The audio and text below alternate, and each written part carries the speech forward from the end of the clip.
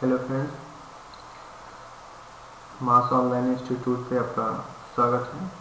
हम लोग आज स्टार्ट करने वाले हैं सेट थ्योरी। ठीक है, ये सेट थ्योरी का हमारा पहला लेक्चर है। तो सबसे पहले जान लेते हैं कि हमारा सेट होता क्या है। सेट का मतलब इन जनरल हम अपनी भाषा में सुनते हैं कि सेट बना लो या इकट्ठा कर लो।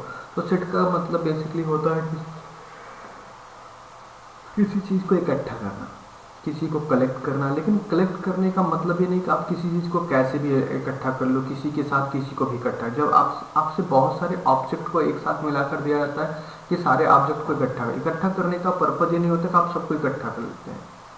हम क्या करते हैं, उसमें एक सिस्टमेटिक तरीके से इकट्ठा करते हैं। जैसे मान लो सपोज दैट एक एग्जांपल है, आपको वो चेयर्स का बहुत सारा कलेक्शन दे दिया जाए और उसमें अलग अलग टाइप अलग अलग साइज के चेयर्स का कलेक्शन है। तो हम क्या करते हैं, एक साइज के चेयर्स को एक जगह इकट्ठा करते हैं, दूसरी साइज को क्योंकि उसमें आप सेट नहीं कर सकते। मतलब उसमें एक डिस्टिंक्ट रूल, एक अलग रूल या यूनिक रूल अप्लाई नहीं कर सकते हो। तो जहाँ पे हम किसी ऑब्जेक्ट को, एक ही टाइप के ऑब्जेक्ट या अनदर टाइप को डिस्टिंक्ट ऑब्जेक्ट को हम क्या बिल डिफाइन तरीके से क्या करते हैं, कलेक्ट कर पाते हैं, उसी को हम क्या बोलते हैं, सेट बोलते हैं। तो सेट हमारा क्या होता है कि अ well defined a well defined collection a well defined collection of distinct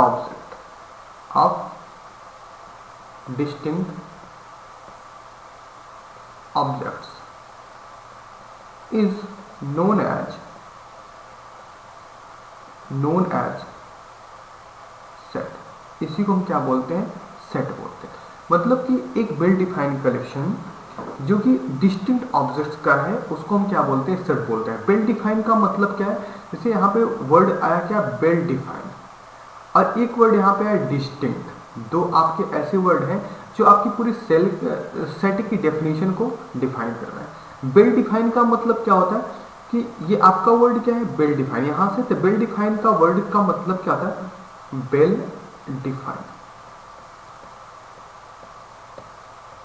well defined मतलब हमारा होता है कि वेल डिफाइंड का मीन्स हुआ कि कोई भी ऑब्जेक्ट ऐसा, किसी भी ऑब्जेक्ट का कलेक्शन ऐसा हो जिसको हम पूर्ण रूप में वेल डिफाइंड, मतलब उनको हम किसी रूल के अंडर में, किसी रूल की तरीके से हम बोल सकते, जो पॉसिबल हो किसी रूल के अंडर में करना। That means that is a rule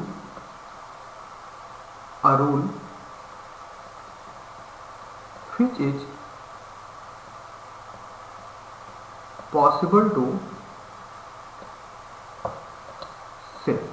मतलब एक ऐसा रूल हो जो किसी जगह पे या किसी से बताने में क्या हो, पॉसिबल हो। और दूसरा वर्ड हमारे पास क्या है कि डिस्टिंक्ट। हमारे पास दूसरा क्या है, डिस्टिंक्ट। डिस्टिंक्ट का मतलब क्या होता है, डिस्टिंक्ट का मतलब होता है एकदम टोटल का टोटल, कोई भी एलिमेंट रिपीट ना हो रहा हो, अलग अलग। डिस्टिंक्ट का मीनिंग ही क्या होता है, अलग अलग होना। तो दैट मीन्स हमारे पास सेट की थ्योरी में या सेट की डेफिनेशन में हमारे पास क्या, वेल डिफाइंड कलेक्शन, मतलब ऐसा कलेक्शन जिनको हम किसी रूल के फॉर्मेट में बोल सके, पॉसिबल हो कहना। Collection of distinct object. Distinct object का मतलब क्या, उसके ऑब्जेक्ट क्या हो, अलग अलग हो, उसके डिफरेंट टाइप के ऑब्जेक्ट हो। That means be do not repeat. ऐसे एलिमेंट हो जहां पे हम बोल सकते हैं बी डू नॉट रिपीट, जहां पे हम ऑब्जेक्ट को रिपीट नहीं कर सकते हैं, वहां उसको हम क्या बोलेंगे, well defined collection of distinct object बोलते हैं। और यही हमारा क्या कहलाता है, सेट कहलाता है। बेसिकली सेट को डिफाइन करने के लिए हमारे पास दो तरीके होते हैं। तो दैट मीन्स नेक्स्ट पॉइंट आपका है method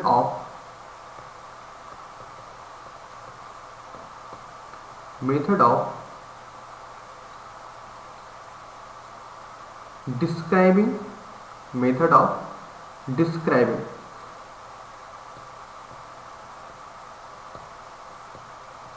method of describing a set.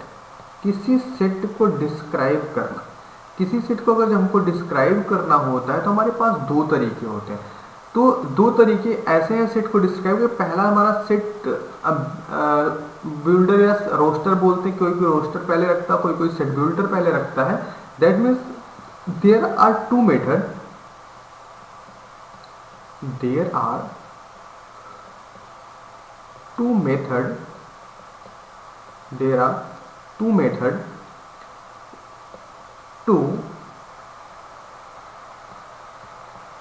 Describe a set. किसी सेट को डिस्क्राइब करने के हमारे पास दो मेथड होते हैं। पहला मेथड हमारा क्या है, रोस्टर मेथड। क्या होता है, रोस्टर मेथड, ठीक है। और दूसरा हमारा क्या है, सेट बिल्डर। दूसरा हमारा क्या है, सेट बिल्डर मेथड होता है, सेट बिल्डर मेथड। तो रोस्टर मेथड और सेट, तो हमारे पास दो तरीके हैं हमारे पास, रोस्टर मेथड और सेट बिल्डर। तो सेट बिल्डर मेथड हमारे पास है, ये जो कि हमारा सेकंड मेथड है, ठीक, सेकंड मेथड। तो बात करते हैं कि आपका पहला मेथड, पहला रोस्टर मेथड क्या होता है। ठीक है, रोस्टर मेथड का यूज हम वहां करते हैं जैसे कि हमारे पास क्या एक लिमिटेड कलेक्शन है किसी चीज का, या किसी भी ऑब्जेक्ट का लिमिटेड कलेक्शन है, या जिसको हम अच्छे से काउंट करना तो मान लो छोटी चीज हो गई, फिर भी हम एक हमारे पास कलेक्शन जो है छोटा कलेक्शन हो। जब छोटे कलेक्शन की बात होती है हम इसको क्या करते हैं, जब एलिमेंट को एक साथ कलेक्ट करके a method is described listing. यहाँ पे एलिमेंट को हम क्या कर रहे होते हैं, लिस्ट कर रहे होते हैं एलिमेंट को, या उनको सेपरेट कर रहे हैं, अलग अलग कर रहे होते हैं। ऐसी कंडीशन में हम रोस्टर मेथड का अप्लाई करते हैं। That means in this method,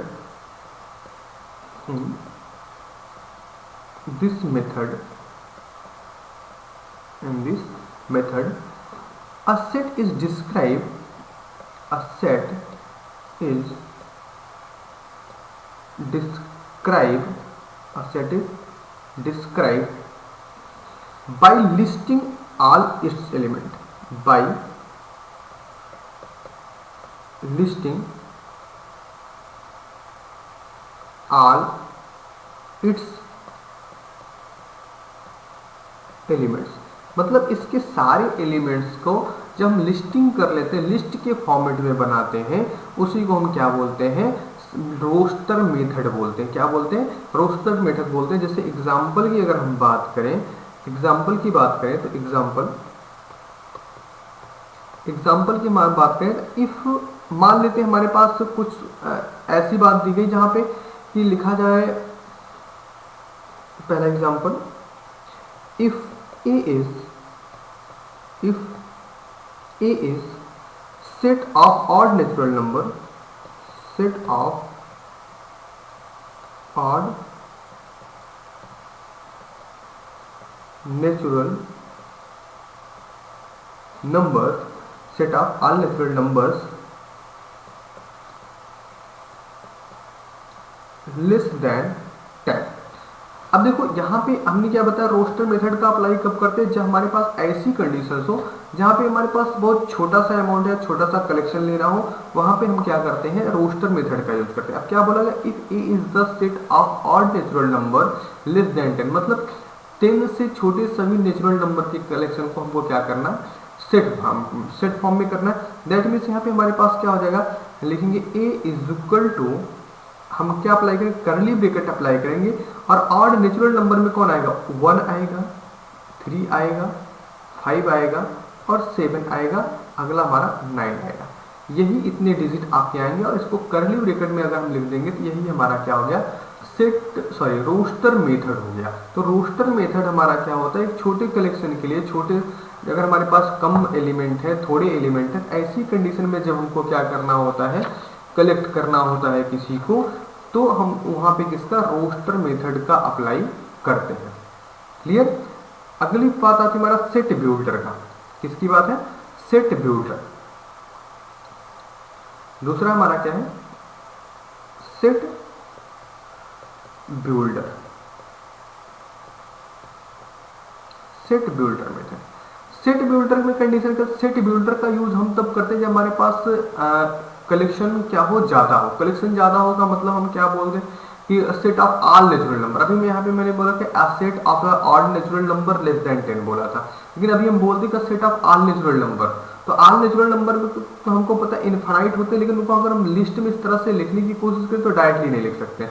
या फिर हम बोल दें कि ऑल ऑड नंबर्स, या फिर बोल दें ऑल इवन नंबर्स का कलेक्शन आपको बनाना है। तो ऐसी कंडीशंस में हम क्या करते हैं, हम एक सेट बिल्डर मेथड, जो हमारा सेकंड मेथड है, सेट बिल्डर के फॉर्मेट में लिखना शुरू कर देते हैं।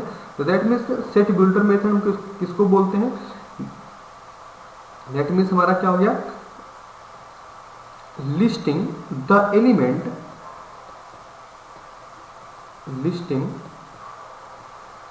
The element, listing the elements of a set,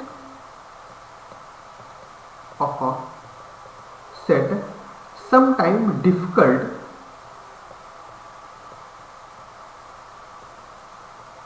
sometime difficult, sometime difficult, or the set, or the set, or the set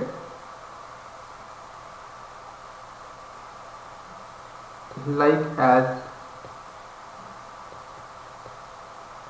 roster is impossible,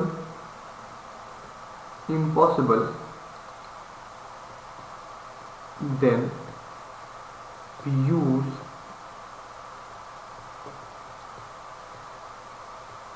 set builder method. हम क्या करते हैं, सेट बिल्डर मेथड का यूज करते हैं। Example के रूप में अगर हम एग्जाम्पल ले लें सेट बिल्डर मेथड से, एग्जाम्पल हमारा एग्जाम्पल हमारा क्या है, set of all odd number. पहला है set of all odd numbers. तो पहला एग्जाम्पल हमारा क्या है, set of all odd numbers. ऐसी कंडीशन में ध्यान दो, जब हम उसको आप रोस्टर सेट बिल्डर फॉर्म में लिखो तो हम क्या कहेंगे, A is equal to curly bracket x such that x is all odd numbers. जहां पे हमारा एक्स क्या है, ऑल ऑड नंबर। या दूसरे एग्जांपल की बात करें तो set A has all natural numbers. तो इसको जब सेट बिल्डर में लिखेंगे तो ए इज इक्वल टू क्या लिखेंगे, A is equal to x such that x is all natural numbers. तो हमारा क्या होगा, सेट ऑल नेचुरल नंबर्स हो जाएगा। तो हमारे पास सेट को डिफाइन करने के यही दो तरीके होते हैं। पहला हमारा क्या होता है, रोस्टर फॉर्मेट होता है, दूसरा हमारा क्या है, सेट बिल्डर फॉर्मेट होता है। क्लियर। तो सेट क्या होता है, सेट एक वेल डिफाइंड कलेक्शन होता है जो डिस्टिंक्ट ऑब्जेक्ट के कलेक्शन से बना हुआ होता है, उसको हम सेट बोलते हैं। सेट को डिस्क्राइब करने के हमारे पास दो तरीके हैं, पहला आपका रोस्टर मेथड है और दूसरा हमारा सेट बिल्डर। रोस्टर मेथड हमारे पास जब अमाउंट या एलिमेंट्स का कलेक्शन कम होता है, थोड़ा होता है, तब हम क्या करते हैं, रोस्टर मेथड का यूज करते हैं। और जब हमारे पास एलिमेंट्स का कलेक्शन, ऑब्जेक्ट्स का कलेक्शन बहुत ज़्यादा होता है, जिसको मैनेज करना थोड़ा डिफिकल्ट होता है, वहाँ पे हम क्या करते हैं, आपका सेट बिल्डर का यूज करते हैं। ठीक। अब इसके बाद नेक्स्ट पॉइंट पे हम लोग आते हैं। अगला पॉइंट हमारा क्या था, फाइनाइट और इनफाइनाइट सेट क्या होते हैं। तो हमारा अगला पॉइंट क्या है, फाइनाइट सेट। फाइनाइट सेट, हमारा फाइनाइट सेट। फाइनाइट का मतलब क्या होता है, फाइनाइट सबसे पहले जाने फाइनाइट सेट। फाइनाइट सेट का मतलब क्या हो, फाइनाइट का मतलब जो फाइन हो, जो फाइनाइट जिसको हम फाइंड कर सकते हैं, दैट मीन्स जिसको हम काउंट कर सकते हैं या जिनको हम ऑब्जर्व कर सकते हैं, उन्हीं को हम क्या बोलते हैं, फाइनाइट सेट बोलते हैं। जैसे कि अगर डेफिनेशन लिखना चाहो तो लिख लो, a set is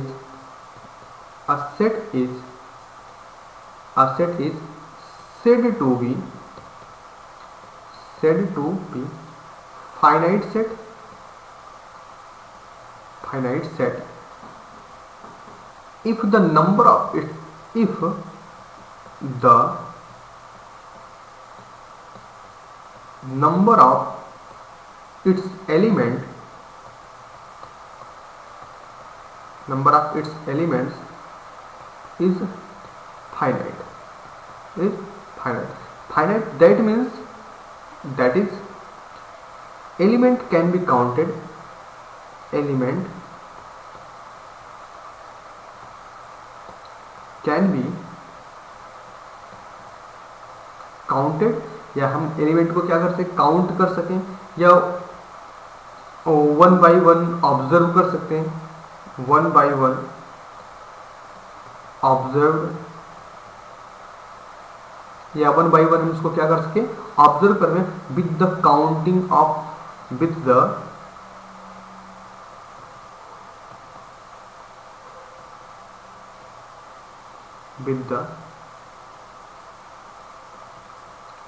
counting coming to an end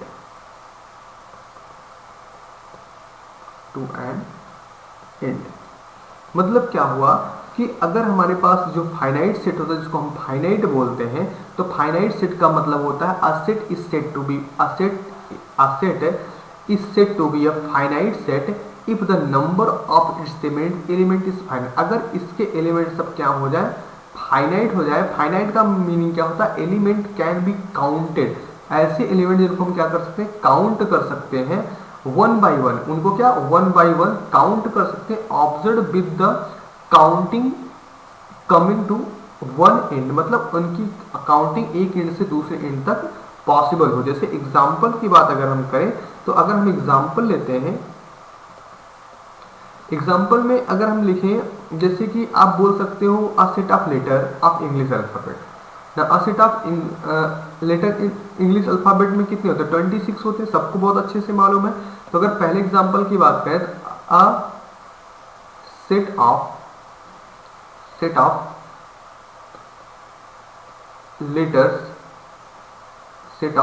letters in English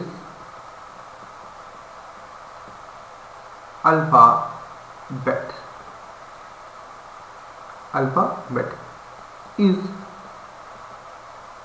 finite set ये आपका क्या होगा फाइनाइट सेट होगा दूसरा एग्जांपल और क्या हो सकता है आपका जैसे हम बोल दें set of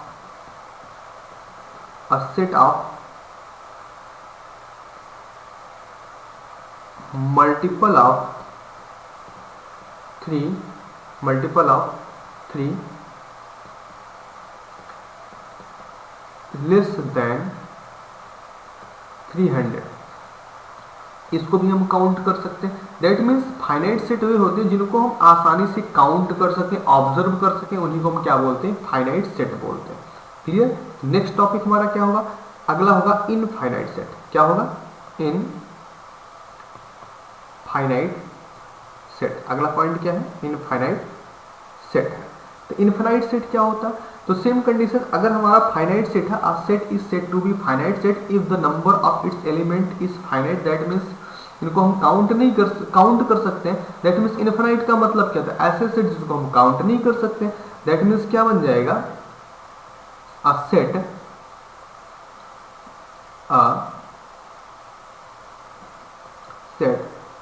is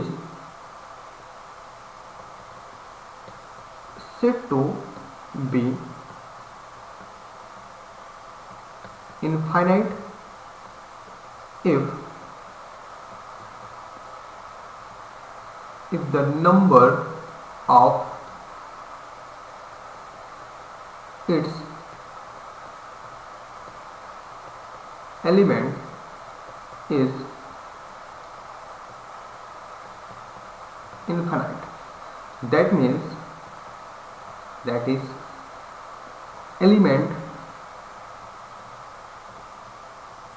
elements cannot be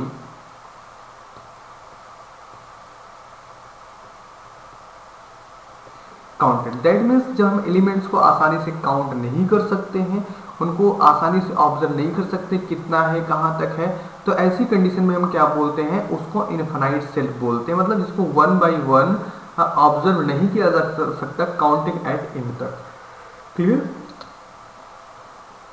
example की अगर हम बात करें तो एग्जाम्पल में आपके पास बहुत सारे एग्जाम्पल्स हैं, जिसमें यहाँ पे लिख सकते हैं एग्जाम्पल के रूप में। एग्जाम्पल आपका फर्स्ट एग्जाम्पल होगा, जैसे कि हम बोले set of all point plane alpha is an infinite. जैसे बोलते हैं set of all points is a plane alpha and infinite set. या फिर सबसे सिंपल एग्जाम्पल की बात करें, इनफाइनाइट सेट में हमारे पास कौन कौन आता है, सेट ऑफ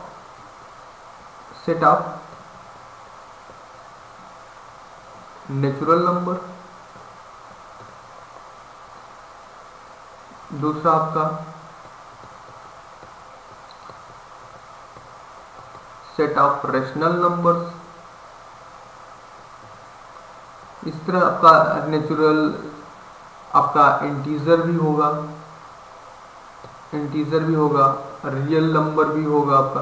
ये सब क्या है, ये पूरा का पूरा कलेक्शन हमारा क्या है, इस इनफाइनाइट सेट का कलेक्शन होता है। क्या होता है, इनफाइनाइट सेट का कलेक्शन होता है। क्लियर।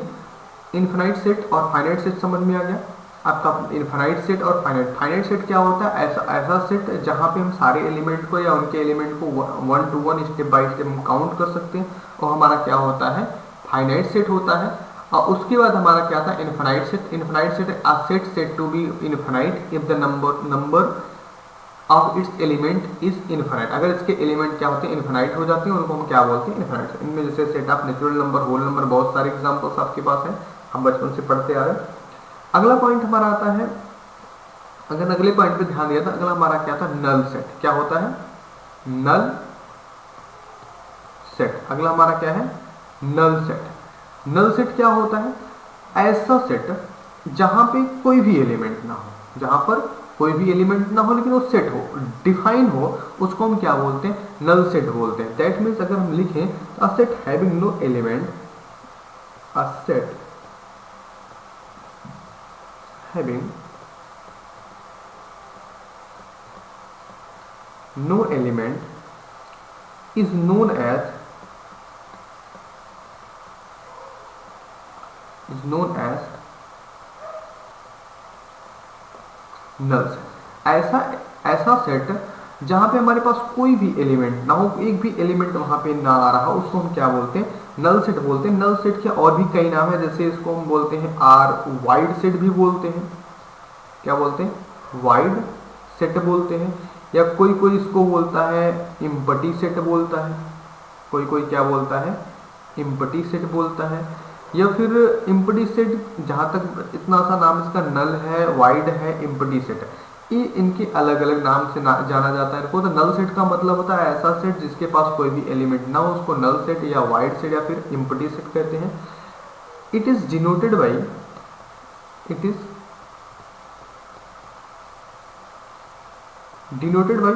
5। इसको हम 5 से रिप्रेजेंट करते हैं। किससे रिप्रेजेंट करते हैं, 5 से रिप्रेजेंट करते हैं। या फिर हम इसको खाली कर्ली ब्रैकेट से रिप्रेजेंट करते हैं, मतलब कर्ली ब्रैकेट के अंदर में कोई भी एलिमेंट नहीं रहेगा, ऐसे हम सिंबल्स इसको क्या करते हैं, रिप्रेजेंट करते हैं। क्लियर। तो नल सेट क्या हुआ, ऐसा सेट जहां पे कोई भी एलिमेंट ना हो, ऐसा सेट जहां पर कोई भी एलिमेंट ना हो, पूरा का पूरा खाली हो, फिर भी वो सेट का काम कर रहा हो, ऐसी कंडीशन को हम क्या बोलते हैं, नल सेट बोलते हैं। नल सेट को वाइड सेट या एम्प्टी सेट के नाम से भी जाना जाता है। It is denoted by 5। इसको हम क्या, 5 एक सिंबल है जिससे हम क्या करते हैं, इसको डिनोट करते हैं। अगर एग्जाम्पल की बात करें तो जैसे हम अगर एग्जाम्पल ले लें, एग्जाम्पल में आपका पहला एग्जाम्पल जैसे आपसे बोला जाए कि पहला एग्जाम्पल हम लिखते हैं, x such that x in are. हम मान लेते हैं ये कौन सा मेथड है, अभी हम पीछे पढ़ा के आ रहे हैं, सेट बिल्डर मेथड में है। सेट बिल्डर में हम इसको लिख रहे हैं, x such that x in are is an integer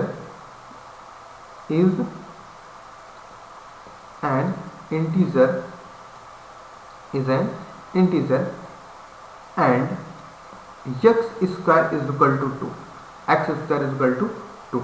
अब ध्यान दो, हमने क्या बनाया x इन r, मतलब जो x है ये क्या है, इज एन इंटीजर, ये क्या है, एक इंटीजर है, लेकिन इंटीजर किस तरह से है कि x स्क्वायर बराबर क्या मिलेगा, 2 मिलेगा। अब सोचो दुनिया में कोई ऐसा नंबर है ही नहीं जिसको स्क्वायर करने के बाद वो 2 देगा। इसका मतलब क्या हुआ, यहाँ आपका सेट 5 सेट हो गया, या फिर इसको इम्पटी सेट बोलते हैं। क्या बोलेंगे, इम्पटी सेट बोलते हैं। अगर दूसरे एग्जाम्पल की बात करें, दूसरा एग्जाम्पल आपका क्या हो सकता है, जैसे हम यहाँ पे लिख रहे हैं, सेट बिल्डर में ही लिख रहे हैं x such that x in are, x कहाँ पे है, आर में बिलोंग करता है, क्लियर।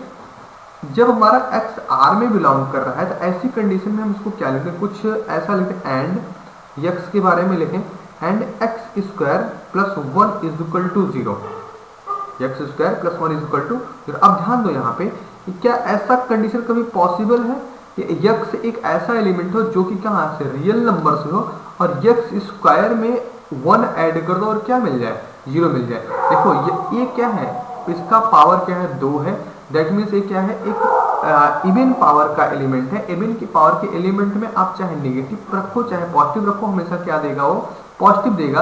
और पॉजिटिव के साथ अगर +1 को ऐड करो, कभी भी 0 पॉसिबल होगा, बिल्कुल पॉसिबल नहीं होगा। दैट मीन्स ये हमारा कौन सा सेट कहलाएगा, हाई सेट कहलाएगा, या फिर इम्पटी सेट कहलाएगा। ओके, बातें समझ में, ठीक। इसके बाद की कहानी कल करेंगे, या इसके आगे का लेक्चर सेकंड लेक्चर में बात करेंगे। तो नल सेट तक हमारा हो चुका है, ठीक। तो नल सेट के बाद हमारा सिंगलटन आता है। बहुत सारे सेट हैं तो हम थोड़ा थोड़ा करके इसके आगे पढ़ लेंगे। तो आज की कहानी लेक्चर इसे समाप्त करते हैं। प्लीज़ आप लोग को अगर लेक्चर अच्छा लग रहा हो, समझ में आ रहा हो, हेल्पफुल हो रहा हो, आप लोग लाइक, सब्सक्राइब और शेयर जरूर करें। ओके, धन्यवाद।